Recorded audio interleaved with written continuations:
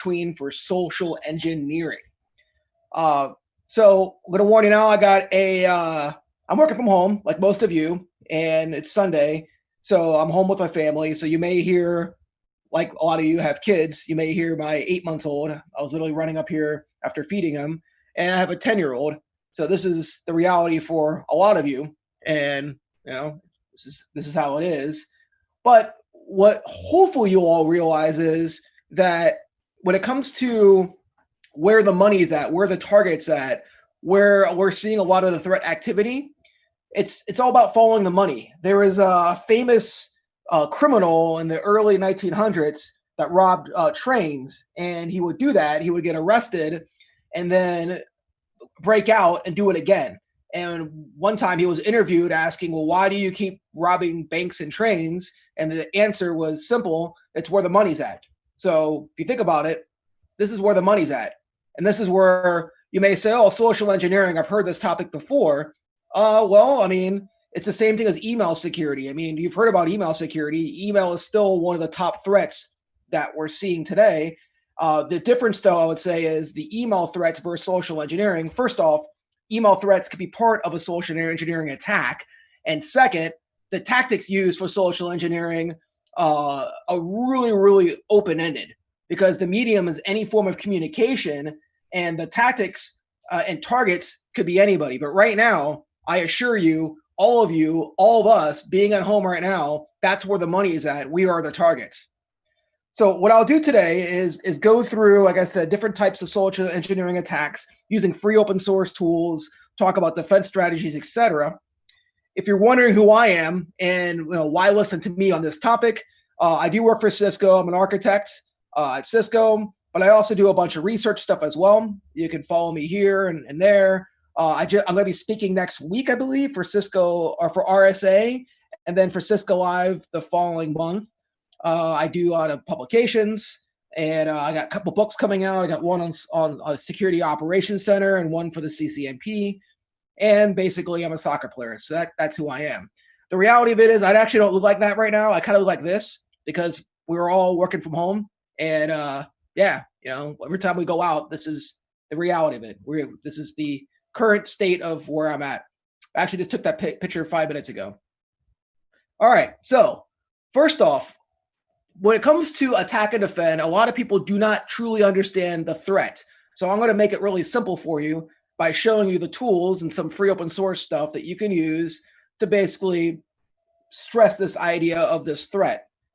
Now, to understand threat in general, understand that it's an attack and defend cat and mouse game. So regardless of what strategy you think I'm going to talk about, that strategy is constantly changing, and it's constantly being adjusted.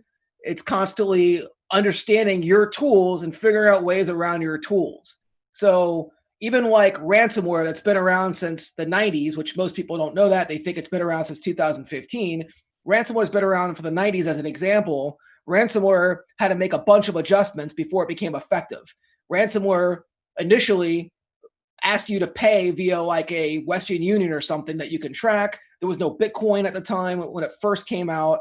Its form of exploitation was kind of following general forms. There wasn't like exploit kits and these massive ways to push it. So the right elements weren't there for it to be effective. But around the 2015 time, when some of the first major ransomware exploits started hitting the world, those were because the right elements existed. You had Bitcoins, you had Tor networks to hide the asymmetric encryption. You had exploit kits to make it easy to infect and massively infect systems. And that's really, even with social engineering, these attacks follow themes. It's very theme oriented. So when you say, well, what's social engineering? It's really, what is the theme of the month or the story being told, and a way to abuse that story in order to accomplish a goal. And that story is constantly changing. And that's more of what's interesting. Not like, hey, how do I use this tool to launch an attack? But it's more about what is the current story and how is that story, basically, how effective is that story? That's the way you got to think about when it comes to learning and understanding and knowing thyself and thy enemy for social engineering, is what's that story? Now, there's two forms. There's the smash and grab, as we call it in the industry, or the I'm just going to blast the world with stuff and hope that a small percentage gets hit. And when that happens, then you make money. And then there's targeted.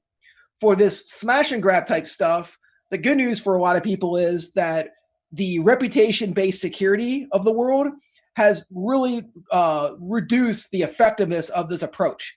So, for example, on the left, that's Gmail using reputation security. And when I say reputation security, you're looking at the reputation of the source and seeing if it's potentially malicious.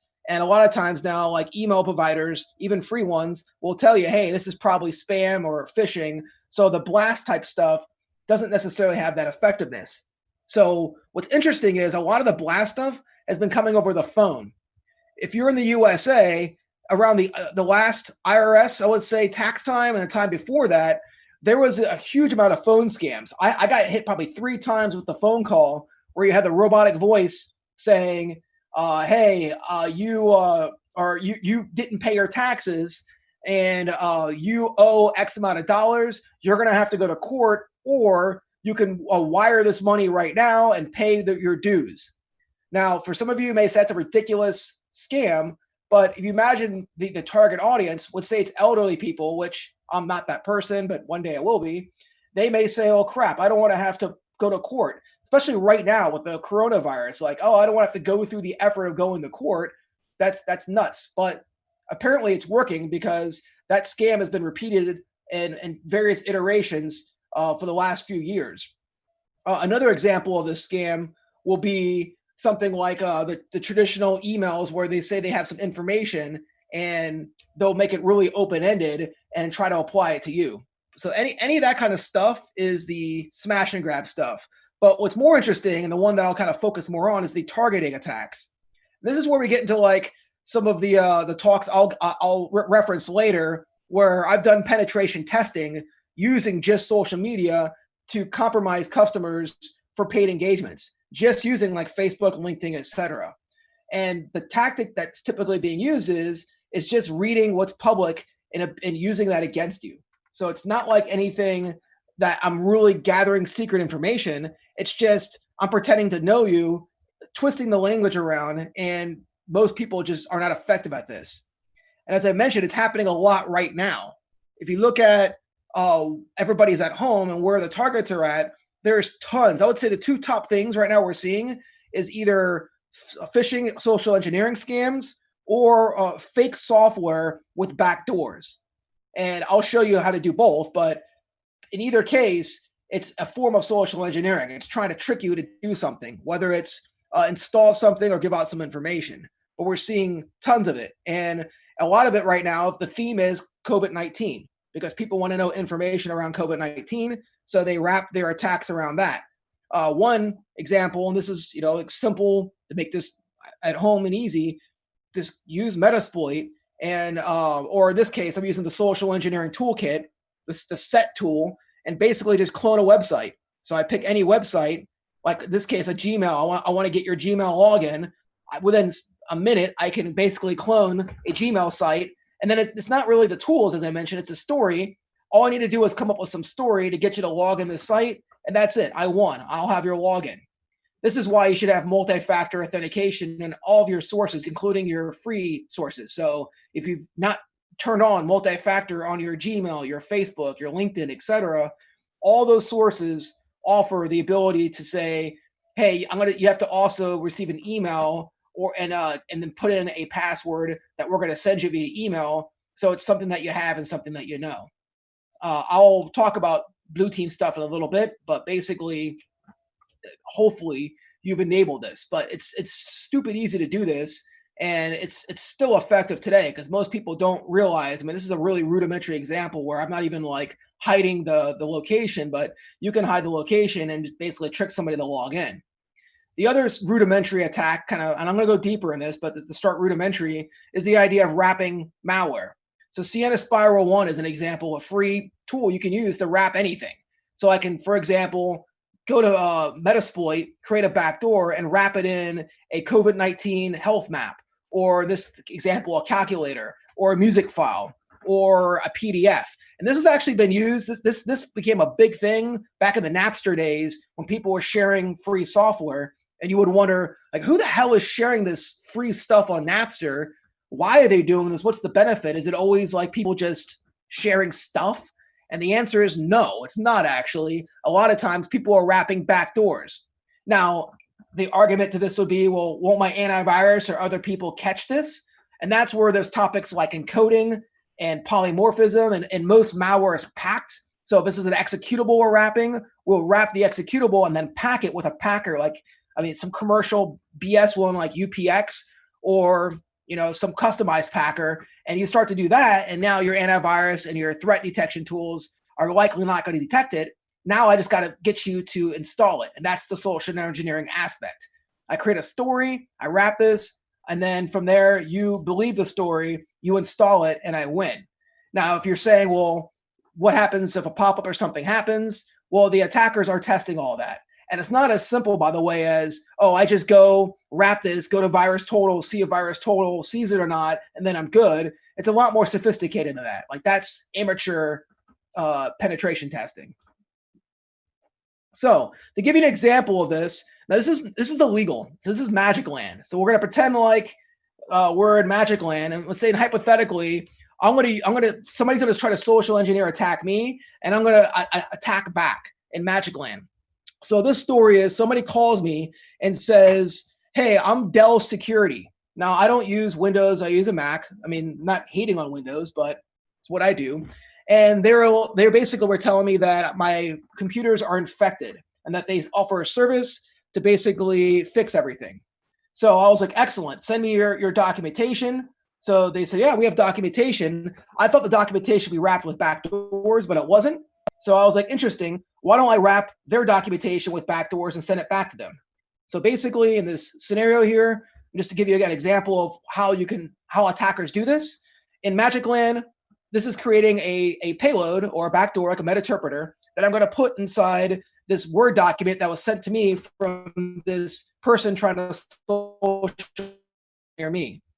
Now, I'm showing this so you can visualize this. You typically hide this, but this is before I'm hiding it. Again, I'm kind of doing this from a visual perspective of pasting this so you can actually see this. But again, you wouldn't have this code revealed that I'm showing here at the bottom. I'm just showing it to you now so you can see what it looks like when it's not hidden. But basically, you have this other code, or basically backdoor code, that will execute when you run this document. So it's as simple as wrapping a backdoor into a document. Now, I was stupid at this point, but actually more excited. And I sent the document, but didn't necessarily fill out the document. So I should have also actually put information in there, but I didn't do that because I was too excited, and kind of waited. And eventually the attacker in Magic Land opened the document and allowed me to get a backdoor in Magic Land on this attacker's computer. At that point, then I'm able to start to interact with this attacker, which is fun, such as, and I'm fat fingering things, sorry, it's excitement type stuff, but basically was able to run and get access to the desktop. So at this point, the guy is telling me, hey, you didn't fill anything out, but at least it doesn't matter to me. So I'm telling them, all right, sorry, I sent you the wrong one, but while I'm doing that, I start to basically mess with his computer. Now, the person that did the research with me works at Fortinet, and we're not allowed, apparently, because of the cross companies to show, but here we turn on the camera, and I have to stop the video, but at that point, we turn on the camera, and we can see the data center, and yeah. So in Magic Land, that's hacking back using the exact same tactics that they use against you. I don't recommend to do that in that case.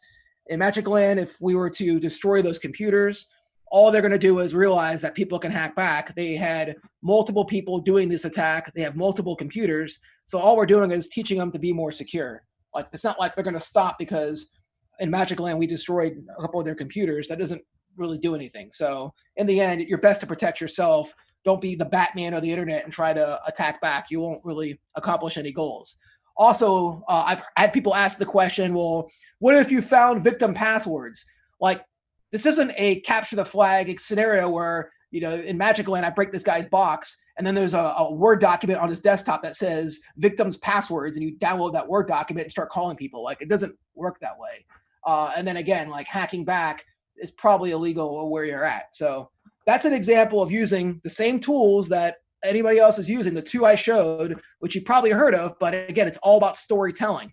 My buddy did a similar attack where he wrapped Cisco WebEx. So the same thing, but the attacker was like, hey, I can, enter these commands. He was unpurposely fat fingering the commands and then said, you know what? Why don't I give you access to my desktop? I have this cool tool called WebEx, and it could be Zoom, it could be any video conferencing. Why don't I give you this, and then I'll give you the keyboard access. In this case, it was WebEx, and then using the same wrapper tool, wrap the back door, and then the person would have access to his sandbox. So he gave him access to a fake computer, and while the person was doing that, he had his computer up and was basically going through the person's real computer using the back door that was planted through WebEx. So again, these tactics, the technology's been around for a while. It's more about the understanding the storytelling and understanding how to use social engineering.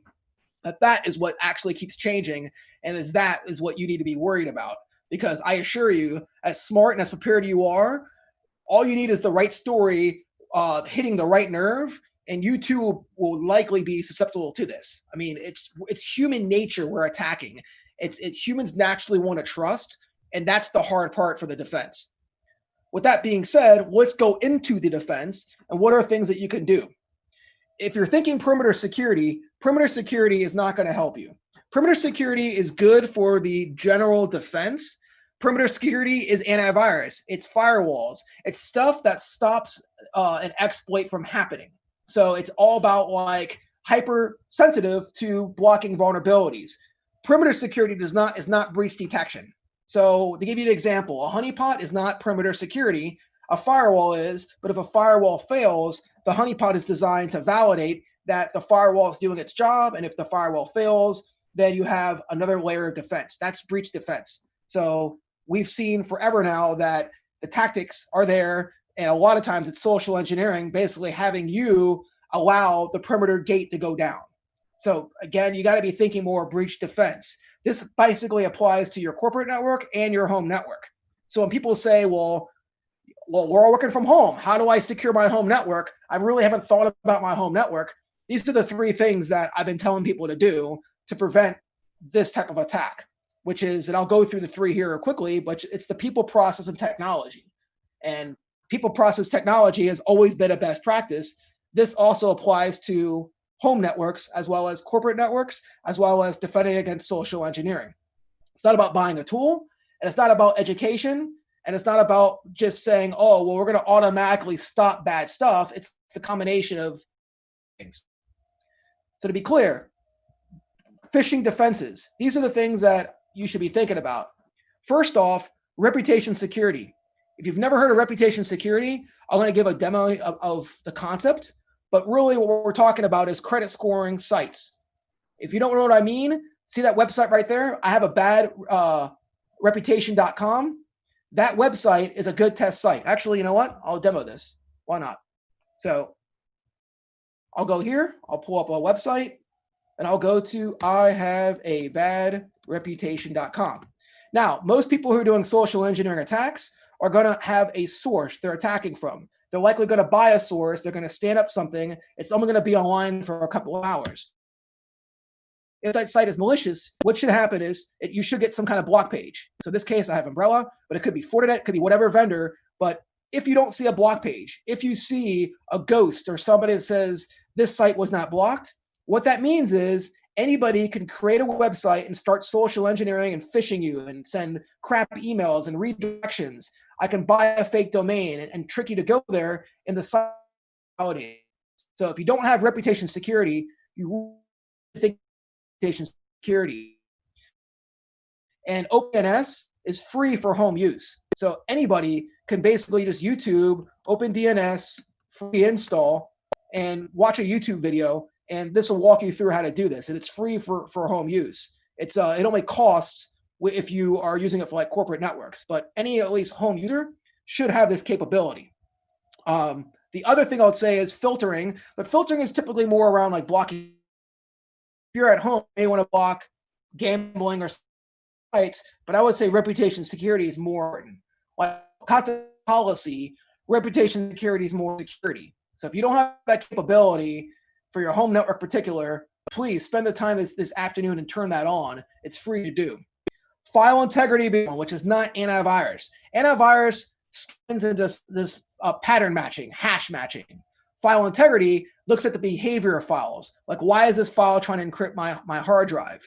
So we're talking more advanced endpoint security, and then the training stuff. So here's some things you can do. And you may have heard of some of this or thought of some of this, but I would definitely say spend the time, maybe tonight, an hour and a half, and do these 4 or 5 things. 1, log into your home router. Go to .1, find your IP address, most likely go to .1, log in your home router, see if there's any updates. I say this because your router could be potentially exposed to external parties, and if it's vulnerable, it can be exploited. Updates have patches. Patches fix vulnerabilities. And a lot of times people in their home network, they won't update their home router because they won't log into a home router. They just set it up. And then 5 years later, they're running the same software. So hopefully you've not done that. Log in your home router. Change the password. If the password's still admin, change that. Because then somebody could get. So otherwise, spend the minutes and do the hygiene. See the latest updates and change the login password. When I go visit my family members, this is what I do. I log into their home router. I log in as admin because they probably didn't change it, and I actually start making those changes. Go into all of your kids' computers and run the latest updates. You're probably secure, but is your family member, like my fiance loves to hit I'll ignore this update until later, and she'll do that into Rapture if I don't make her do that. Update all the computers because right now everybody's a target. Install reputation security. And again, to give you an idea of what I mean, imagine a website being online that says they're a bank, but if it's been online for a couple hours, if it's hosted from GoDaddy, but they say they're a bank, if it's hosted from some other country, but they say they're US based, or it's in China, but they say, but the bank's really in the US, like it's supposed to be in China. All these little things as examples, wherever you're in the world, reduce the credit score. And that's why I'm saying this is a really effective way to reduce the risk of social engineering and any type of phishing attacks. By the way, too, if you get files and you're curious if the file is malicious or not, here's a free tool called Joe Sandbox. Joe Sandbox is an online sandbox, free as beer. And all you have to do is take a file, drag it and drop it in Joe Sandbox, wait a minute and a half, and it'll come back and say, yeah, that's malware or it's whatever it is. And it'll break down why, show you a video, etc.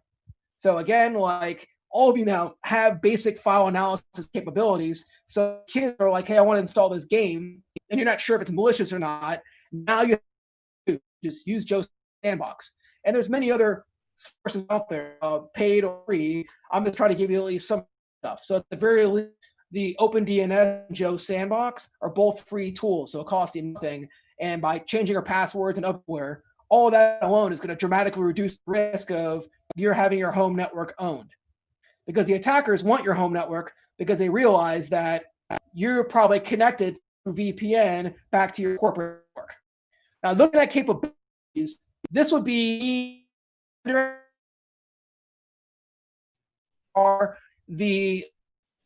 here's what I'm saying would be a best reputation security I'm talking about, some kind of antivirus if you have it, but more important, malware. And then basically VPN when you connect back to your corporate network. So again, basic stuff that I just talked about, at least it's a layered defense in depth. You're not just saying, oh, it's just antivirus. And if somebody tricks you to install something that your antivirus isn't tuned for, you won't. By the way, reality check here. Antivirus heavily used signatures. Now, a concept a lot of people don't realize. If you think about on this call right now, I don't know how many are on there. Maybe there's thousands. Maybe there's 2 people. Who knows? I see. But let's assume there's 100 or 1,000 or 10,000, whatever. All of you probably have jobs. All of your jobs have money. And hopefully you're all buying Cisco firewalls, but you're probably buying Fortinet, Palo Alto. You're buying all sorts of stuff. So let's pick a vendor, whatever vendor it is. We'll call it vendor XYZ. If I'm going to sell my antivirus or IPS, that signature matching, to you, I'm also going to sell it to Walmart. I'm going to sell it to Sam's Car Lot. I'm going to sell it to the Army. I'm going to sell it to the government. I'm going to sell it to the churches. I'm going to sell it to whoever will buy my product. And all of you have different networks, different endpoints, different vulnerabilities. So how in the hell could I ever give you a product that knows your vulnerabilities and defends your network, especially your home network. That your home network, my target audience. My target audience is big commercial. The answer to that question is I can't. It's impossible. So what happens is vendors will pick the top 30,000 or 40,000 or so bad stuff and give you this list. So when you say it's up to date, you're getting the latest update every hour from that vendor, you're getting updates that apply to all these different people, which means half of that stuff, if not more, means nothing to you. Nothing. So your home network has all sorts of stuff that potentially is not being defended, yet you're defending other people's threats. You're defending Walmart's threats, et cetera, because you're getting that blanket update. So I would say in general, the antivirus and IPS that you have, let's say at your home network, if you even have that, maybe 50% or more of the stuff you're checking for means nothing. It's not on your network. You're defending nothing, yet you're looking and you're scanning your traffic for that. And I would say probably for your home network, 25, 30%, if not more, of your actual real vulnerabilities are likely not being defended by those tools because you haven't tuned those tools, because nobody's tuning their home stuff. Yeah, in the corporate world, people contract people like myself to come out and tune their IPS and antivirus. But who the hell is contracting somebody to tune their home network? Nobody is. They're just setting and forgetting. That means a lot of the vulnerabilities on your home network, as an example, even with an antivirus or IPS, are not being defended if it's not a general vulnerability. But something unique and specific, unless you tune your tool, that tool is not going to defend you. So that's a reality check of how these tools work. And this is why things like threat intelligence and vulnerability data, which I'm showing here, are becoming more and more important in this world, because what this does is this says, here are my actual vulnerabilities. Security tool, tune this, like adjust to my vulnerabilities. And vendors like Cisco, as an example, using Firepower is one example, but we're not the only ones doing this. But you're finding that as a trend, vendors are starting to pull vulnerability data with integrations and then adjusting those signatures. So then you actually say, oh, this stuff really exists on my network. Here's what I should actually be defending. So this is going to, I would say 5-10 years from now, even home devices, all this will have that integration. Right now, it's pretty common in the corporate world, not so common in the home world, but it's going to bleed out there because it's that important. If you don't have that, you have half-ass security because you're not tuning these products. The same applies to threat intelligence, which there's tactical threat intelligence. That's what probably all of you are thinking about. So if I say threat intelligence, you're saying, oh, feed me this blacklist of bad stuff. Give me the 10,000 worst IP addresses. But that threat intelligence is not that effective. That's really short-lived threat intelligence. Like this, the lifetime for that is within minutes, maybe. So the real threat intelligence is the stuff on Facebook and the stuff on Twitter. It's the actionable threat intelligence. So instead of technical, it's the tactical threat intelligence, the change of landscape. Oh, social engineering attacks are happening right now, and here's the tactic and tool being used. That's different from getting a blacklist of devices. And I would say the future is also leveraging more and more of scrapers and data on the internet and adjusting security tools based on that intelligence. So if you want a preview of the future, it's going to be not technical, but tactical threat intelligence and vulnerability data integrations. Unfortunately, these capabilities are only now happening in the corporate network. They're not happening in the home network. So I show this because it's going to be 5+ years before you really see these capabilities hit home. So until then, it's up to you to do what I'm talking about and make these adjustments. If you're just going to wait for the vendor to save you, unfortunately, it's going to be 5 or 10 years before the home network has that capability. It's just the reality we live in. And this is an example of like a corporate network with all the capabilities people typically would want for defending against any sort of exploit. And as you can see, it's much more rich. And a lot of the customers I talk to have some form of these capabilities, and they also have some of the integrations. But for the home network, much, much less secure. Now, process to me means automation, meaning if you were to ask me, what can you do about the home network? How do you stop social engineering? You can't stop it, but to reduce the impact, it's about reducing your exposure. So my kids don't have admin access. Well, my child, my 10-year-old, my 8-month-old doesn't have a computer, doesn't even know how to talk yet. But reducing admin access would make sense. Forcing VPN makes sense. If you want to test VPN, check out the Wi-Fi Pineapple or any of the Wi-Fi exploitation tools, and you'll see why you need basically VPN, which basically means encrypting the traffic so a man-in-the-middle attack doesn't happen. I would say as well, automating updates. And then again, that reputation security I keep hitting home is an automated way to stop somebody from tricking you to go into the wrong site. So even if you fall for the social engineering attack, the attack will be prevented when you try to go to the link.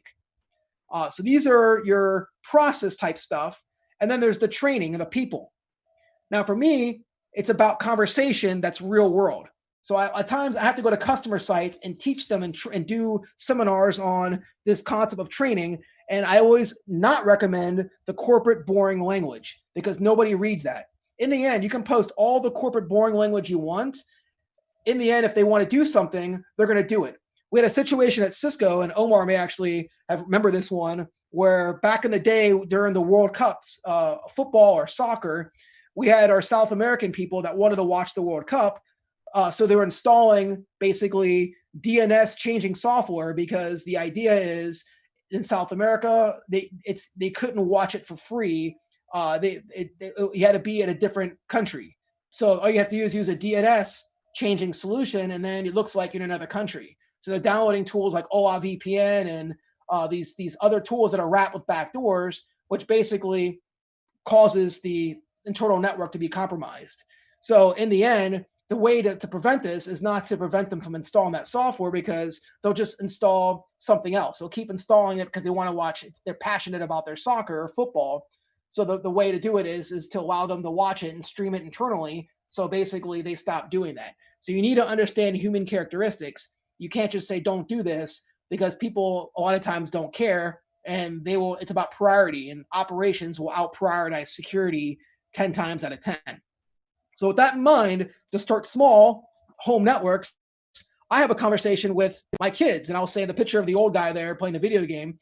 I'll try to teach them about social engineering and say, hey, in a video game, if somebody says they want some information about you and they say they're a kid or somebody helping you out, imagine if it's some old creepy guy asking you for that information. And naturally, as a 10-year-old girl, the reaction is, ew, which is fine because later she was playing a game and said, hey, look, see these people? Imagine they're all old people. Imagine that I'm in a retirement home and they're all trying to play this game. And she found it funny, but it's causing her to think correctly, which is you can't just trust people for who they are. And I'll show you an example of a social engineering attack my buddy and I did for the RSA conference, which we did a full pen test using that exact same strategy. And it works, and it still works.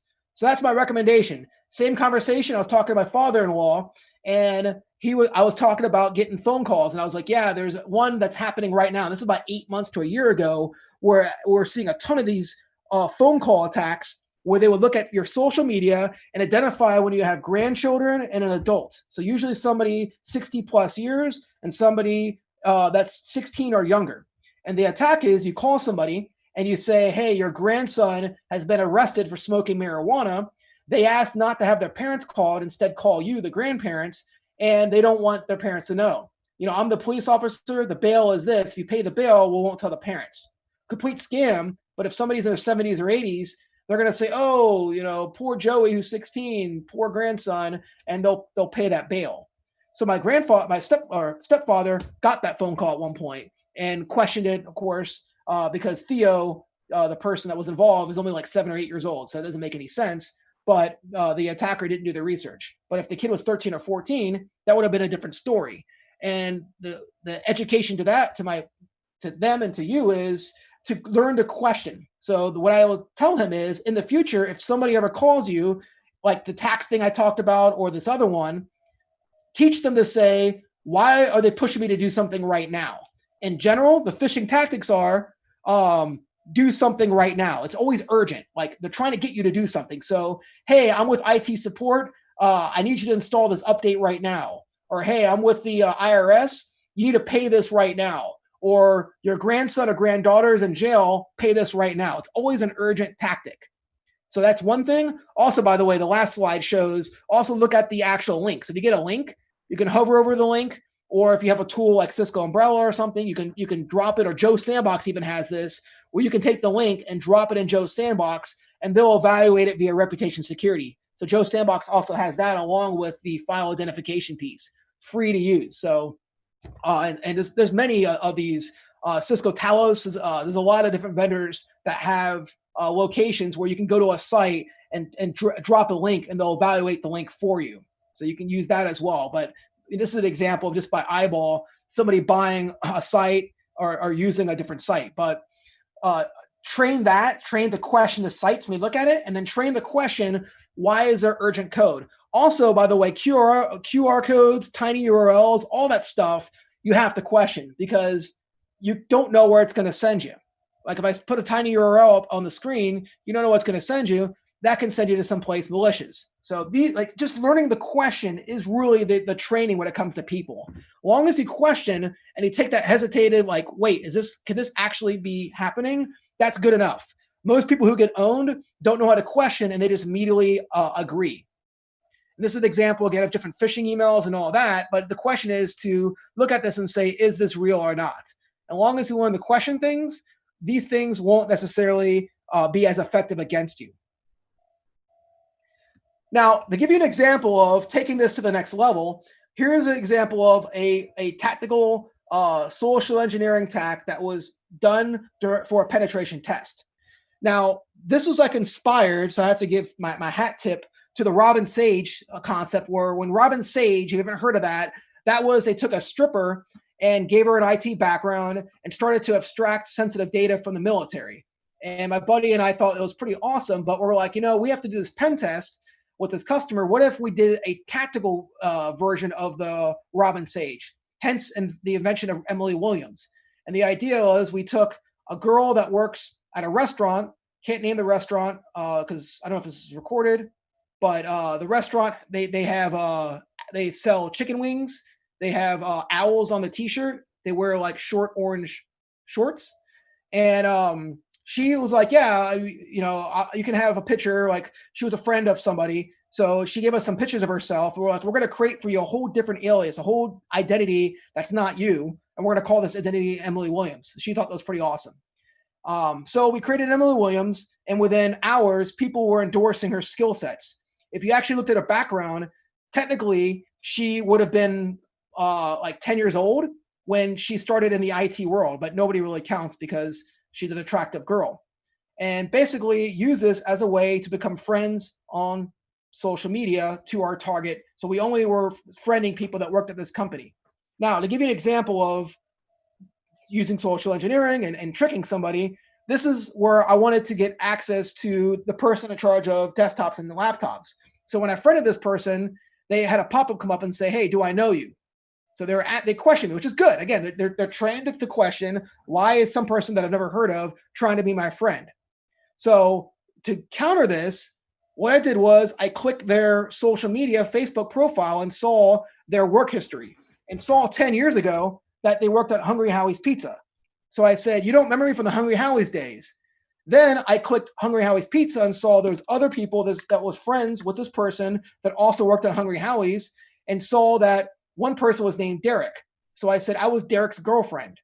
Then I clicked Derek's Facebook page and saw that his current location at the time was New York City. So then I made up a story really quick and said, yeah, I was Derek's girlfriend. You don't remember me from 10 years ago? Assuming that nobody would remember somebody's girlfriend from 10 years ago. And then said, hey, I was in New York City and I was catching up with Derek. And I mentioned that I'm starting at your company in like 2 weeks. I just left my company and I have 2 weeks. I get my 2-week notice, but I'll be starting in 2 weeks. And he's like, holy crap, did you know that this other person, the one I'm targeting, works at that company? And this person became a good friend of mine and allowed me to get access to certain things within the company. Now that's fine, it's great, but the idea is we also wanted to launch more sophisticated attacks. So what we did was, once we had all of our friends on Facebook, we used a tool called Beef, or the Browser Injection Framework, and posted Christmas cards at around Christmas time. And if you click the Christmas card, you would see the Christmas card, but you would also, we're doing browser injection. So all of you have browsers, and unless you're keeping your browsers up to date, which a lot of people don't, your browsers will have vulnerabilities. So your browser's vulnerabilities are the doorway to allow me to do different things like capture screen captures, make weird sounds, download your hash to brute force your password and all sorts of fun stuff. By the way, Beef hooks your browser. So when you go offline and you come back online, we can then continue the attack when you come back online. So it's an interesting tool. I would say the browser injection framework, Beef, or the social engineering toolkit set are two really effective tools that are free to use that you can go use Google to learn more about to launch these types of attacks if you want to basically launch a social engineering attacks against your family, friends, or corporation. The end result of this was we were able to get VPN passwords to bypass all the perimeter security. We logged in their call managers, changed their phone numbers, put Emily Williams as a new hire. And in the end, in February on their sales kickoff, Emily Williams was part of the new hire list. She had a phone number. She was basically had an email address through basically our penetration test. So again, this social engineering stuff can be really tactical and really specific if you want it to be, or it can be very generic. And my point here is to show the different extremes to make sure that you continuously be aware of this threat, because it's not as simple as, oh, I just look for emails that come from Nigeria saying I want $1 million and I'm trained, I'm good to go. It's a lot more sophisticated than that. Know the current story, not the technology, because the technology has been around forever. The tactics is what's constantly changing. So I'll end with this. Security is a journey. It's not a destination. You don't become secure. That's not how it works. So just because you've heard of social engineering doesn't mean you've become trained and you've gotten to your destination of preparing yourself for social engineering. No, you haven't. It's a journey. You have to keep understanding the stories, the changes, what's happening right now with the COVID-19 and the current stories and current tactics where, as I mentioned, there's a lot of these fake health maps that are wrapped with backdoors, and they're using social engineering to get you to install that health map to find the current or the local place testing for COVID, but really it's an attacker putting a backdoor in your computer, as I showed real examples of doing that. Or it's trying to get information about you, or it's getting a phone call to tell you about your voting that's coming up in the USA, or COVID-19 information, but that phone call is also going to ask you to do something. It's going to say, by the way, we need you to do this right now. Donate this money or do this or do that. And that's the attack. The attack is the making you do something right now. And that's hopefully where I'm reopening your eyes to this threat, because this threat is happening right now. This is a real thing that you need to be concerned of. What I'll do now is I'm going to stop sharing, and we'll go to, I guess, any Q&A we have. Omar, are we using the Discord channel for the Q&A, or are you still there, Omar? What are we doing for Q&A?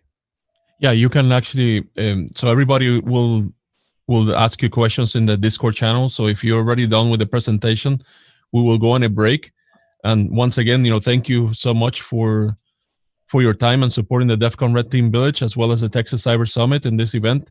And for all the attendees, feel free to join the conversation at our Discord servers. You will find the links at the event website, which is in the bottom of the screen. And we will go in a brief break, and basically, Joy, if you want, join us in the conversation there. And thank you again.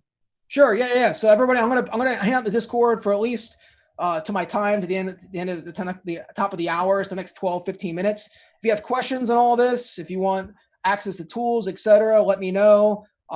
If you want to learn more, I have an attack and defend lab. So to get you to go to the Discord site, if you go to the Discord site and say, I want to learn more about the lab, I will give you information there on how to learn more about hands-on labs and stuff. So I want you to be involved. So go find the Discord channel, ask those questions. I'll be there live with Omar and others.